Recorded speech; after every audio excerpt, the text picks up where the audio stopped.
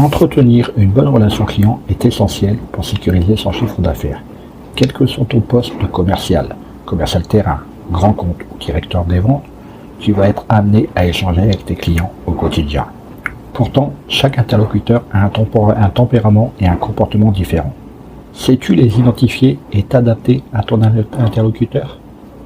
Dit simplement, la vente est un ensemble d'échanges entre deux individus afin de parvenir à une transaction. Ces échanges sont le reflet de chacun des interlocuteurs, de son état d'âme, du moment à sa manière de communiquer. Chaque vendeur doit comprendre le mode de fonctionnement de la personne en face de lui afin de définir l'approche commerciale adéquate, le discours, le comportement et la posture adoptée et d'appréhender le bon déroulement de sa vente. Marketing, études de marché, référencement, podcast, réseaux sociaux, monétisation. Le monde de l'entreprise n'est pas un long fleuve tranquille. Alors chaque jour, les clés du business vous permettent d'y voir plus clair avec des conseils et des astuces. Sur quel levier appuyer pour assurer la signature? Nous ne sommes pas tous égaux quand il s'agit de savoir s'adapter à son interlocuteur. Pour certains, c'est facile, pour d'autres, cela demande plus de temps. Mais même pour les plus aguerris d'entre nous, il est important d'avoir toujours en tête la typologie de son client. On ne le répétera jamais assez, la préparation fait tout dans la vente. L'intérêt de cerner la typologie de chaque client, c'est d'adopter la bonne communication, le ton, le format, le lexique, la bonne posture, leadership, avenant, conseil et le bon argumentaire. Dans quelle situation accentuer sur le levier temps, le prix, l'ego, la peur, etc. Plus vous aurez travaillé la typologie de votre interlocuteur et plus vous mettrez les chances de votre côté pour réussir à signer votre contrat.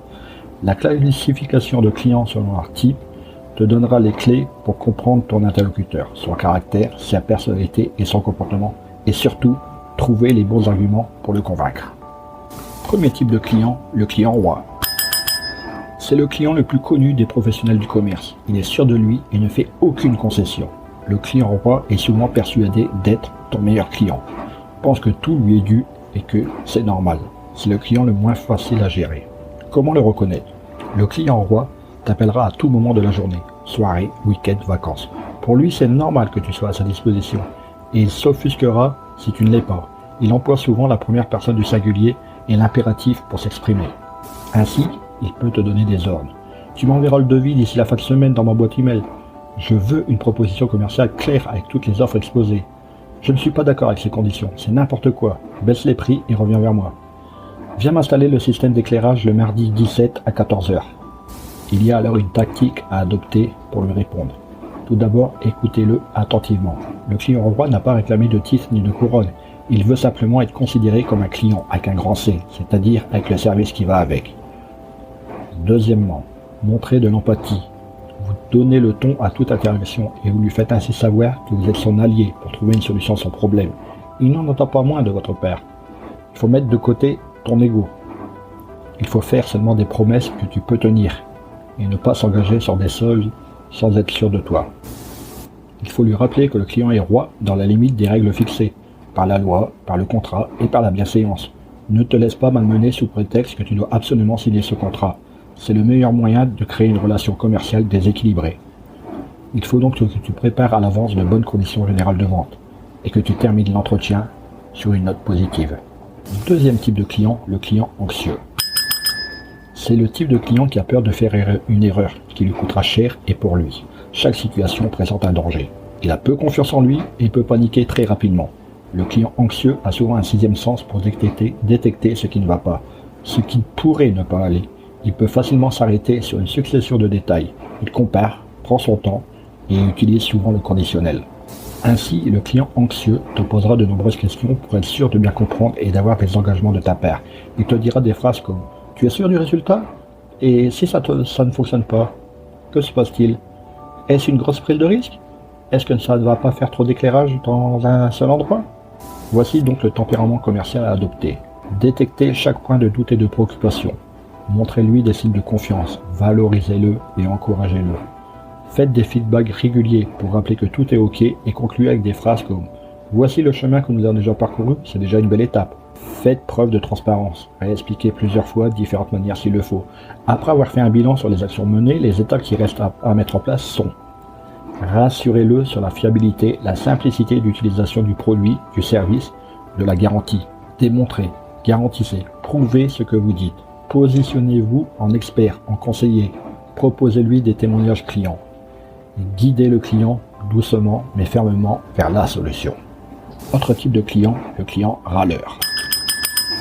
C'est un client démotivé, bougon et nostalgique d'un temps révolu, qui n'a peut-être même pas connu. Sa passion, radoter sur des histoires anciennes. Il connaît tout, a déjà tout vu, tout fait, tout entendu. Vous, lui apprendre quelque chose? Ah, ça, jamais. Le client râleur rejette souvent la société de consommation. Il n'aime pas les vendeurs et ne passe pas par eux que parce qu'il est obligé, il ne peut pas faire autrement. Il se valorise au travers de sa différence, de son anticonformisme et développe une certaine capacité à critiquer. Il emploie de nombreux termes négatifs. Ainsi, il emploiera des phrases comme « La dernière fois qu'on a externalisé cette partie, ça a échoué. Je fais appel à vous car je n'ai pas d'autre solution. Avant, on le faisait nous-mêmes et c'était beaucoup plus rapide. Ça fait 20 ans que je suis dans ce secteur, c'est pas vous qui allez m'apprendre quelque chose. » Ou « J'avais déjà installé un système d'éclairage moi-même et c'était parfait, mais il n'existe plus maintenant et je suis obligé de faire appel à une entreprise. » Ainsi, si vous avez affaire à un client râleur, il faut recentrer régulièrement le client. Changez de sujet si le client va trop loin. Donnez-lui raison. Proposez-lui des solutions originales et alternatives. Faites-lui comprendre et ressentir qu'il est un client unique, que vous lui construisez donc une offre rien que pour lui. Il faut rester à l'écoute de ses besoins, car oui, vous lui êtes indispensable. Impliquez le client dans toutes vos actions. Plus il se sent concerné et plus il donnera son avis et devra forcément dire oui quand il sera d'accord. Faites-lui dire des vérités implacables avec lesquelles il est forcément d'accord. Veillez à obtenir régulièrement son accord, sinon vous risquez de perdre tout le travail accompli jusqu'ici. Dernier client pour aujourd'hui, le client indécis.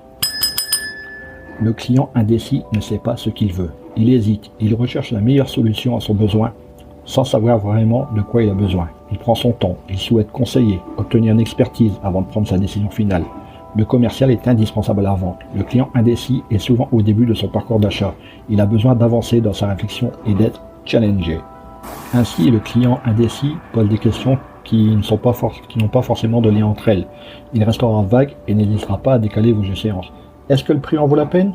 Qu'offrent les autres concurrents? On se voit après les vacances, on n'est pas pressé. Je ne suis finalement pas disponible pendant notre rendez-vous. On se voit à un autre moment? Pour gérer ce client, il faut que la découverte commerciale soit primordiale.